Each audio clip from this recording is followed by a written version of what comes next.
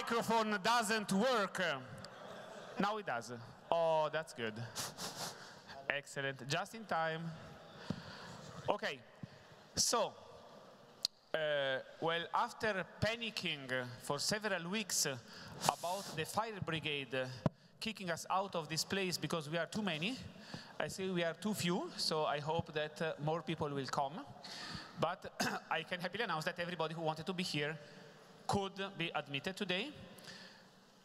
We are going to start, so this is the almost only moment in which everybody is here, in the sense that in half an hour, the Science and Engineering Board with the coordinators of the funded projects are going to meet in a different room. And then they will finish at 4, so maybe if they like, they could join us again at 4:30 here when we'll have the last discussion. So you have on the program what is going to happen. There are a couple of updates I would like to give.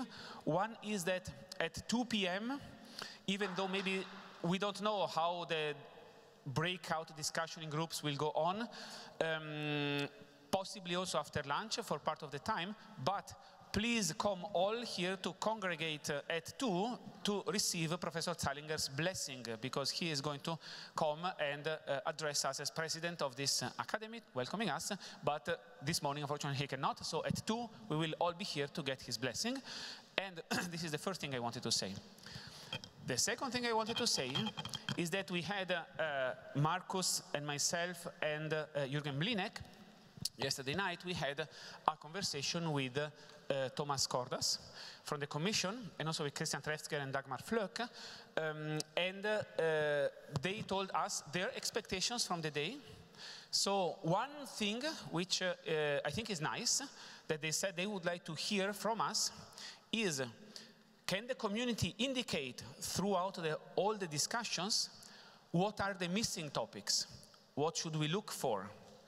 What are maybe things that you have submitted in some project which has not been funded, or things that you see the results and you think to yourself, well, this is missing. This is very important. The Commission is asking for that. It will be passed on to the Strategic Advisory Board, and it will be the basis for future discussion. So I'm saying this because, of course, it is our intention as a community to tell them what we think, but I thought it is very positive that the Commission is saying, please give us that. So this is something that they are waiting for. So this is one thing. Another thing that they told us is they are very keen on the results of this training and education discussion, which I think Chiara will moderate in one of the breakout discussions, which Rob will introduce. Another thing that they said, in general, they would like to have from the community is this benchmarking aspect. So the benchmarking, how the project should be benchmarked in terms of, how the performance should be measured, which is something which is both for the Strategic Research Agenda Working Group and for the Innovation Working Group on the different dimensions. They underscored, of course, they will listen to what the projects say in the Science and Engineering Board meeting, which will take place in parallel, but they do not want the projects to define the benchmarks, like we are doing this and we judge how well we do. They want the whole community, expressly including everybody who is in the projects and everybody who is not in the projects, to agree on what should be the benchmarks. I think this is a very healthy thing. I think it is a very good sign that the Commission wants input on this, because both the research agenda and all the work of the Innovation Working Group, as well as the benchmarks, are going to play an important role in the shape that this thing is going to take in 3 years. So I just wanted to pass to you these messages which we have been asked yesterday night to convey. I don't know, Markus, if I'm forgetting something? Well, probably to complement for the education, they're really asking for some concrete actions which we could propose to them. And on the formal side, probably also the information that the Strategic Advisory Board will be formed by end of the year, beginning of next year, and that would be the last board of the flagship that would be constituted, and then I think we are up and running as a flagship. Very good. So, oh yes, and the last thing is actually for Rob. Rob doesn't know it yet. Our strategic research agenda, a first draft, should be ready around the summer. because this will feed into the next call. So they will use it for the next call. So we are starting today to write the next flagship calls in a way, okay? And they wait for that input because it will go into the work program. And this should be, of course, we will have a bigger activity via the web portal and in Grenoble and so on. But today that starts. And with this, I think we should shut up and give over to our bosses for the current session. Thanks.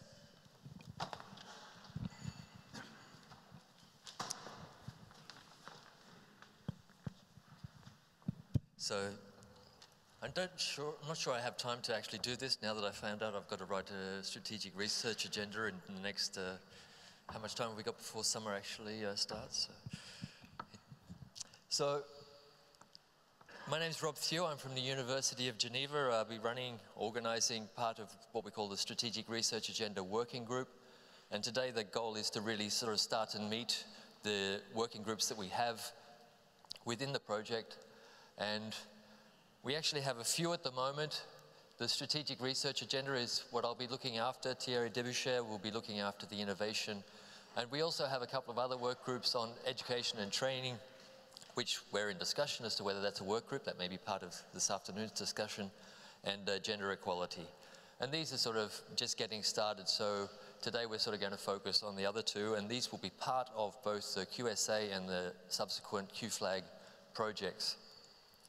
And as I think has been repeated many times, this is, you know, the opportunity for all of us to work together and listen to one another and discuss, so we have a global vision of the community about where we want to go and what we want to do. And also, as was brought up several times yesterday, this is bigger than just this central flagship initiative. We want to work with all of these other activities like Quantera and ESA, Euromet, cost action programs to, you know, get a value-added content to this vision we have for the flagship. So today we're going to concentrate on these three activities primarily, and I'll talk a little bit about the Strategic Research Agenda Work Group, who we are and what we're doing. And who we are is a lot of people maybe.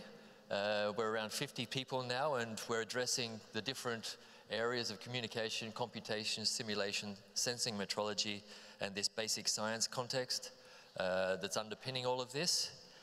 And to make my life a little bit easier, we also break this down into sort of sub-areas where we have representatives dealing with the cross-cutting areas. So this is not another group of people, but these people in the cross-cutting areas dispersed throughout the main pillars on top there. So this sort of gives us a way of controlling to make sure these ideas are drifting across the different areas of the flagship. We have about 20%, a little bit more than 20% industry and 20% female representation. This is a significant increase, let's say, from what we previously had in sort of the virtual institutes and virtual facilities, which dealt with this up until now. So that's a good bit of progress. And so what we're doing. So our first task was actually to put this working group together, and that's been done.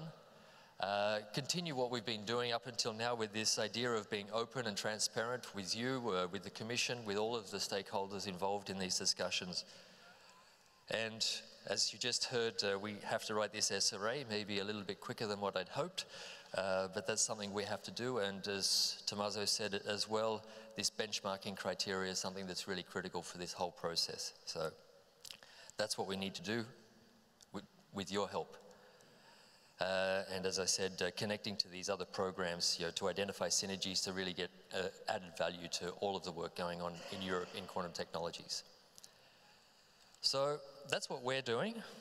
We also have to do various policy inputs, technical documents, discussion documents that the Commission or other people might request. So this will sort of build on what we have from the SRA itself. So I talked a lot about you helping and us listening. So you actually have a role in this, and this is very important. You know, we need to have your perspectives, your inputs, and so we have something that the community as a whole is agreed on as to where we're going.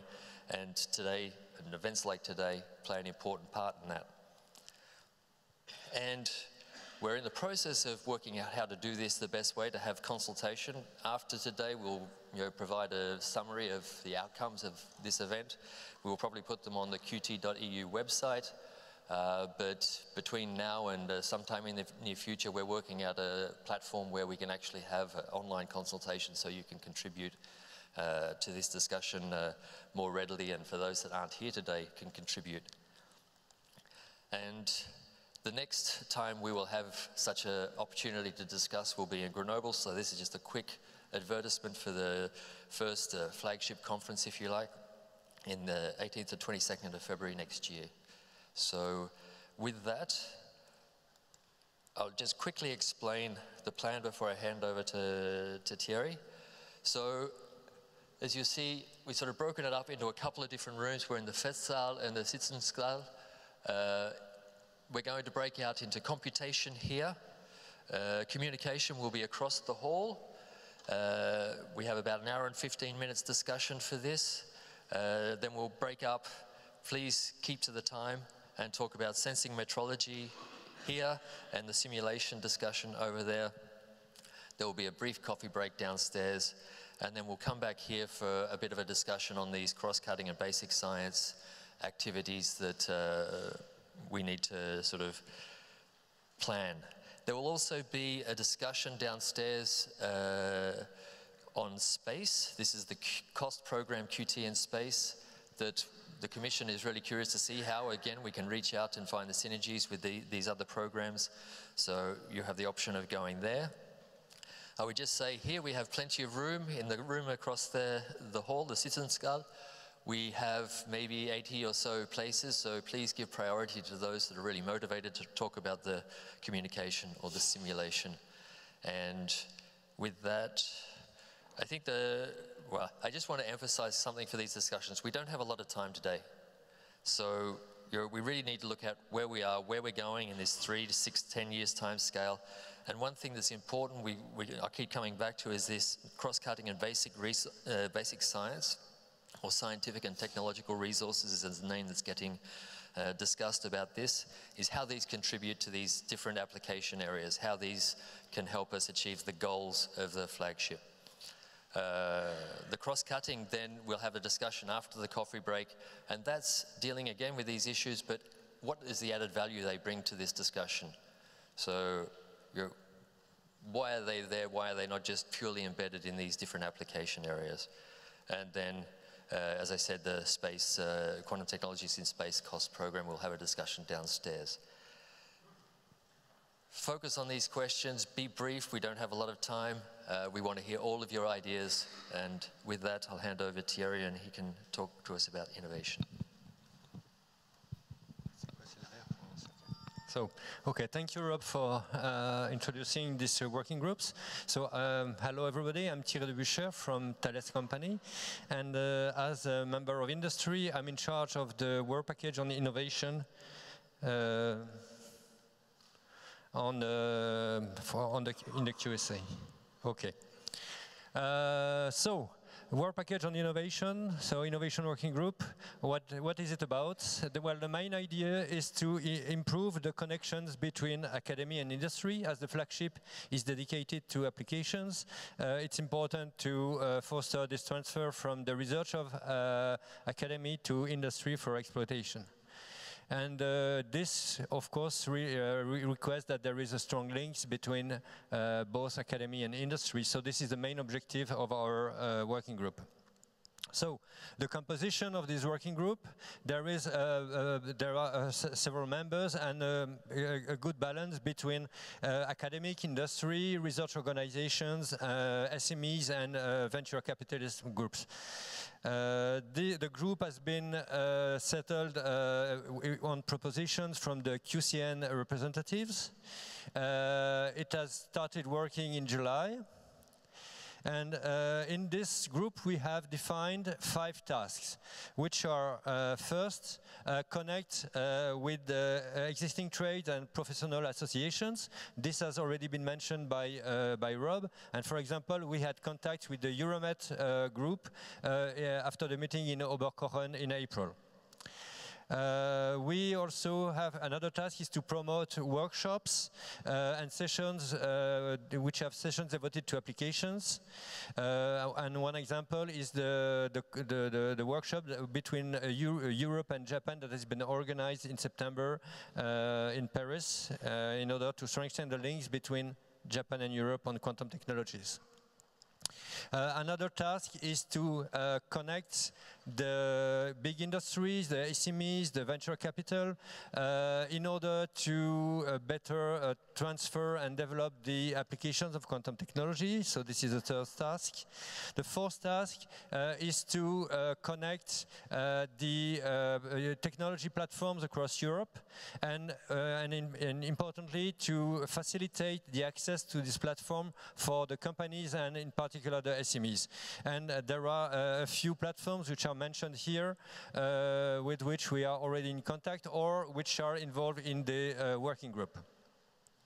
And the fifth task is to develop use cases and develop tools in order to find new use cases. Use cases are very important for quantum technology in order to be sure that there are some applications which are really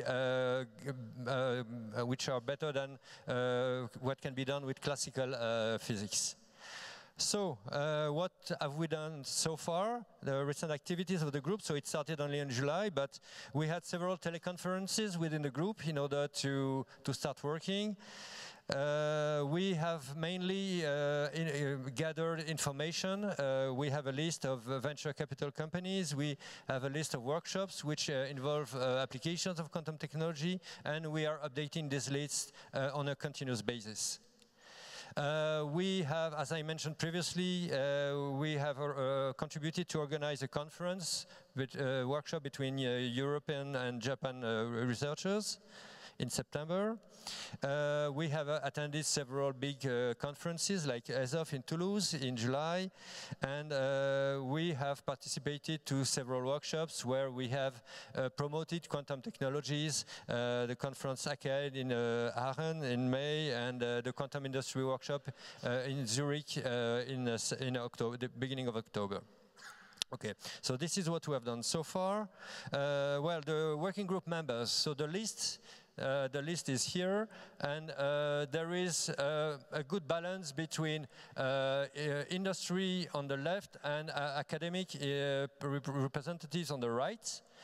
We are 32 members. So you can see the dots, those are the people who are also members of the SRO working group, and therefore there is a connection between the two working groups and transfer of information between both of them. So we have, as I said, a good balance between industry and academy, 50%. We have, as for the SRO working group, we have 20% women in the group. And we have a good balance between the countries, the representatives of different countries. So this is the working group members, but this is not a closed club, which means that we are open to any contribution, any proposition, any good idea coming from the community. Of course, we cannot welcome everybody in this group, but the idea is that if you have any valuable contribution, then you just contact one of the group members, and he will bring this idea to the group, and we will discuss it. So this way we can involve all the community, and this is something which is very important. Okay, so what we are planning to do in this working group, so according to the different tasks that I mentioned previously, concerning the professional associations, we have prepared a questionnaire that we will send to all the associations that we know to ask them for their interest in quantum technology and how they can include technologies in their own roadmap or their own activity. And we will contact, of course, more associations that we have done previously. One example is Photonics 21, where the head of Photonics 21 is also the head of the future CSA Q-Flag. So we will participate to other workshops and promote quantum technologies in workshops. For example, there will be this big quantum technology conference in Grenoble in February. But we also participate to a market study that is led by Mario Aggio on nanoscale quantum optics. So this is closely related to our activities in the working group. And Mario is member of the working group. So we will continue investigating the role of VCs in the quantum technology and try to assess their willingness to invest in quantum technologies. We will strengthen the connections with the technology platforms in Europe, and not only the ones which are dedicated to quantum technology, but also those ones who are working on classical technology, but which can be useful for quantum technologies. And then we will also continue investigating tools to identify new use cases in order to point out a few use cases that could be very useful for our plans. So there are the five tasks that I've listed are the ones which are in the plan for QSA, but there are additional tasks. Which one is about standardization. So standardization is very important when you consider transfer from the to the industry. And for that, in the group we have Andrew Shields, who has been in charge of the standardization activity concerning quantum key distribution for a long time. This activity takes place at ETSI, the European Standardization Organization, and so we will take benefit of his experience in the field to define tools and to promote standardization when it's necessary for quantum technology. And another aspect also is intellectual property. So this is also a very important point when you speak about transferring to industry. And we have had first contacts with the European Patent Office in Brussels, and they are willing to help us to define good conditions and good criteria for protecting the results of the quantum technology in the flagship.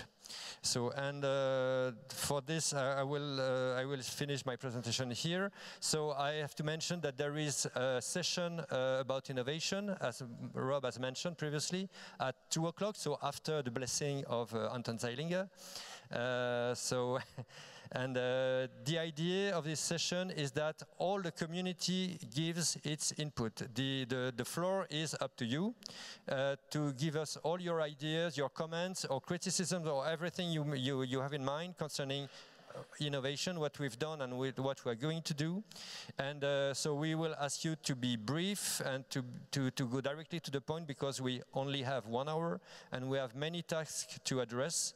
So this way we expect that we will get a lot of information from you, and we will write a summary presentation of this, which will be made available on the website of the flagship.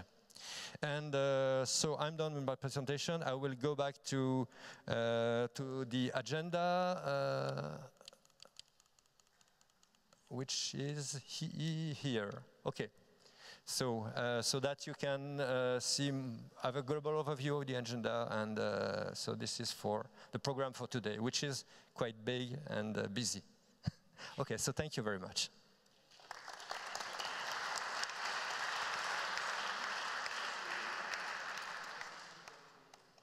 Okay, so now we have two, well, it's in the general program. We have 2 tracks. One is the SEB track, which involves the coordinators of the project that have been selected in the ramp-up phase, and the other one, which is the QSA track, which involves all the community. So I have to mention that although I'm in charge of the innovation working group, I will not be able to attend this session because I will be in the SEB track. But the session will be moderated by Rogier Verbeek, who is there. Sorry. So that, and is a member of the working group, so I'm sure it will be very well done. Okay, so thank you very much.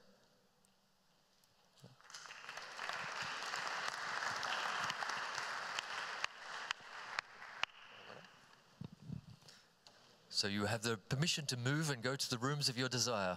So good luck, have fun.